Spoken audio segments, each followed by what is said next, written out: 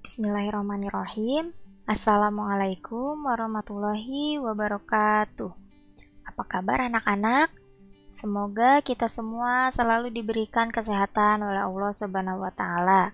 Amin. Nah, kembali lagi kita di pelajaran pendidikan agama Islam. Materi yang akan kita bahas sekarang yaitu tentang menghindari minuman keras, judi, dan pertengkaran. Kalau kalian ada bukunya dan kalau bukunya sama seperti yang punya ibu, bisa dibuka halaman 25. Atau kalian bisa cari aja bab 2 tentang menghindari minuman keras, judi, dan pertengkaran. Nah, karena di buku ini kan gak ada ayat Al-Qur'annya ya, tapi bab ini tuh sebenarnya menjelaskan tentang salah satu ayat Al-Qur'an, maka di sini ibu masukkan ya ayat Al-Qur'annya, yaitu tentang surat Al-Maidah ayat 90. Kita baca dulu. Bismillahirrohmanirrohim. Ya ayyuhalladzina amanu innamal khamru wal maisiru wal ansabu wal azlamu rijsum min amali syaitan fajtanibuhu la'allakum tuflihun.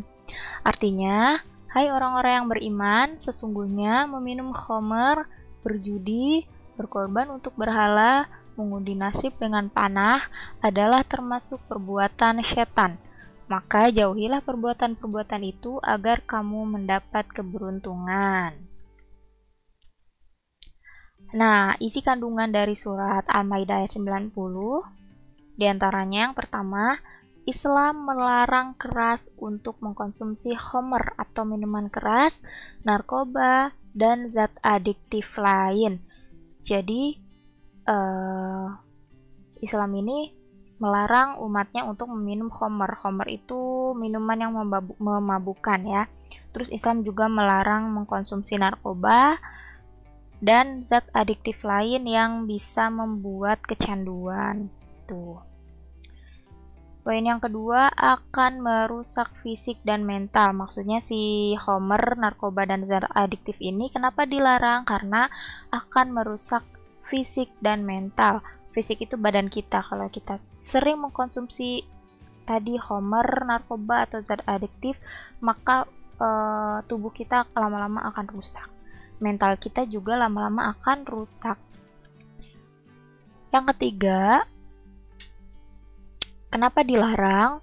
Karena akan membuat kita malas bekerja. Dan kita ini tidak bisa mengendalikan keuangan untuk membeli minuman dan zat-zat terlarang tersebut. Jadi kalau orang udah kecanduan kan pengennya minum terus ya, inginnya mengkonsumsi terus. Nah, dan kalau misalkan udah kecanduan kan pengennya beli terus. Akhirnya kita tidak bisa mengendalikan keuangan kita gitu. Karena pengennya beli terus lama-lama uangnya habis, kalau nggak ada uang tapi tetap pengen beli, akhirnya hutang, seperti itu ya. Kemudian akan menghalang-halangi mengingat Allah. Kalau misalkan kita minum khamr kan biasanya bikin mabuk ya. Nah, kalau misalkan kita mabuk, boro-boro kan kita ingat kepada Allah gitu. Narkoba pun sama, bisa menghalangi kita dalam mengingat Allah. Selanjutnya, dapat menghancurkan masa depan. Nah, ini poin penting banget ya, poin yang sangat penting. Karena kalian juga kan masih sekolah ya, masa depan kalian masih panjang. Jangan sekali-kali kalian mengkonsumsi minuman keras atau narkoba atau zat adiktif yang lain. Gitu, karena dapat menghancurkan masa depan kalian ya. Nah, di sini ada hadis yang menjelaskan tentang khamr. Jadi khamr itu apa sih gitu ya? Ali bin Umar anna Rasulullah sallallahu alaihi wasallam qala kullu muskirin khamrun wa kullu muskirin haramun. Rawahu Muslim. Artinya, dari Ibnu Umar bahwa Rasulullah Shallallahu Alaihi Wasallam bersabda, setiap yang memabukkan adalah khomer. Jadi khomer itu adalah semua jenis yang memabukkan, itu namanya khomer. Dan setiap yang memabukkan adalah haram. Jadi semua yang memabukkan itu adalah haram ya. Itu pengertian khomer. Masih isi kandungan surat Al-Maidah ayat 90. Islam juga melarang keras berjudi. Kalian pasti tahu ya judi itu seperti apa.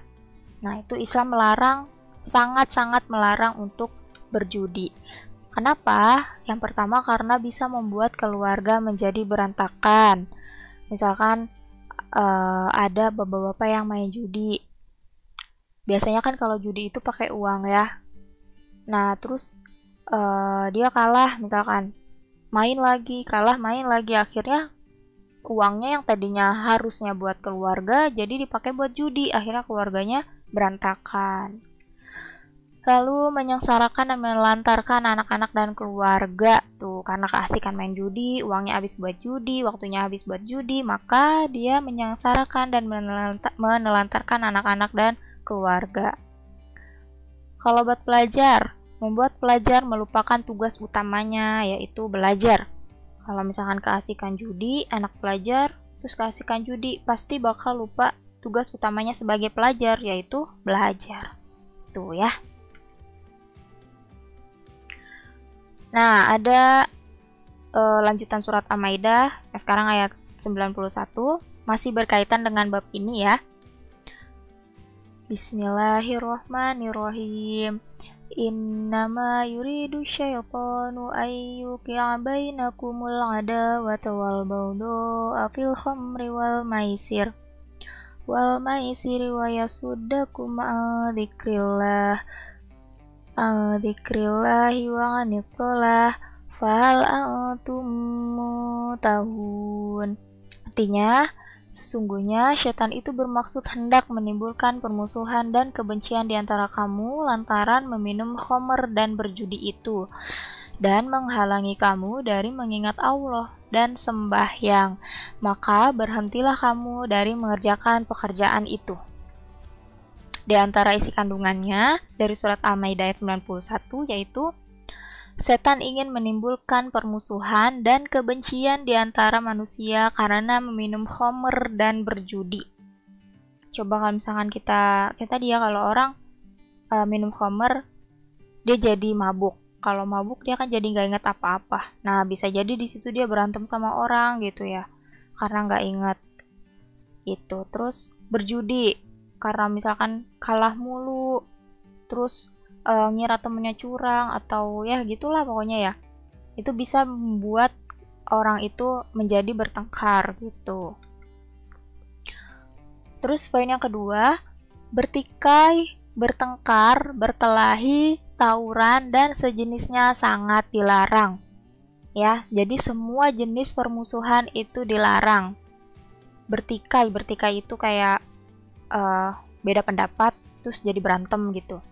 Terus bertengkar, berkelahi, terus tawuran kan termasuk berantem ya, berkelahi. Nah, itu nggak boleh, dilarang dalam Islam.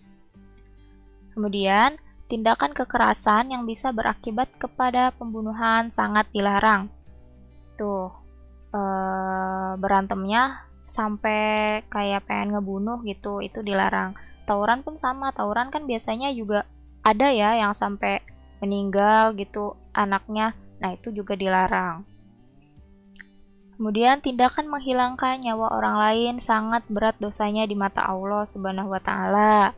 Tuh, kalau misalkan menghilangkan nyawa orang lain itu kan membunuh ya. Nah, kalau membunuh itu dosanya sangat-sangat berat di mata Allah, maka dilarang karena dosanya sangat berat ya. Nah, itu tadi penjelasan tentang minuman khamr, judi, dan pertengkaran. Nah, terus di sini di bukunya Ibu lihat di rangkuman dijelaskan sedikit tentang tajwid, maka Ibu di sini juga akan menjelaskan sedikit tentang tajwid.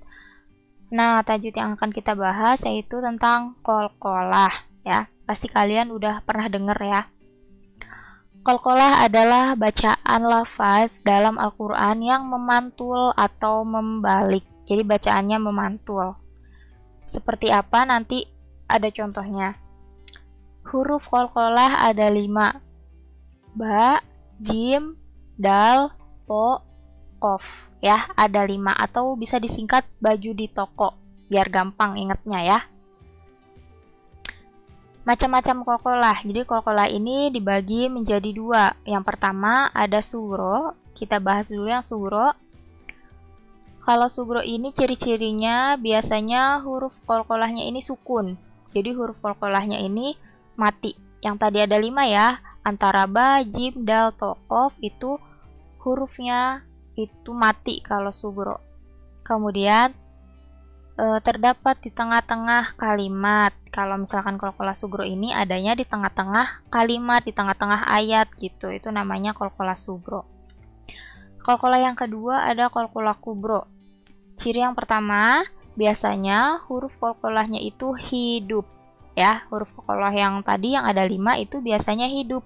Artinya dia harakatnya bisa fathah, bisa kasroh, bisa domah, bisa fathah tain, bisa kasroh tain, atau bisa domah tain. Pokoknya hurufnya itu hidup. Dia tidak sukun, tidak mati hurufnya. Lalu terdapat di akhir ayat, maka dibaca sukun. Nah, kalau qalqalah kubro ini letaknya di akhir ayat atau di akhir kalimat. Maka yang tadinya qalqalahnya hurufnya hidup dibaca sukun karena ada di akhir ayat. Ya. Nah, kita bahas contoh qalqalah biar makin paham sambil diingat-ingat tadi ciri-cirinya ya. Pertama, qalqalah sugro. Nih. Contohnya huwa yubadi'u. Coba, tadi ingat ciri-cirinya. Yang pertama, huruf qalqalahnya itu sukun ya. Di sini huruf qalqalahnya mana? Ada huruf ba. Nah, di sini huruf ba. Tadi ciri yang pertama, hurufnya itu sukun. Lihat huruf ba-nya, harakatnya sukun kan? Nah, itu disebut qalqalah sugro. Dan ciri yang kedua apa tadi? Terdapat di tengah-tengah kalimat. Coba lihat ini huruf ba-nya. Huruf ba-nya adanya di tengah-tengah kan? Enggak di akhir. Nah, kalau misalkan hurufnya di tengah-tengah terus harakatnya sukun, itu disebut qalqalah sugro ya.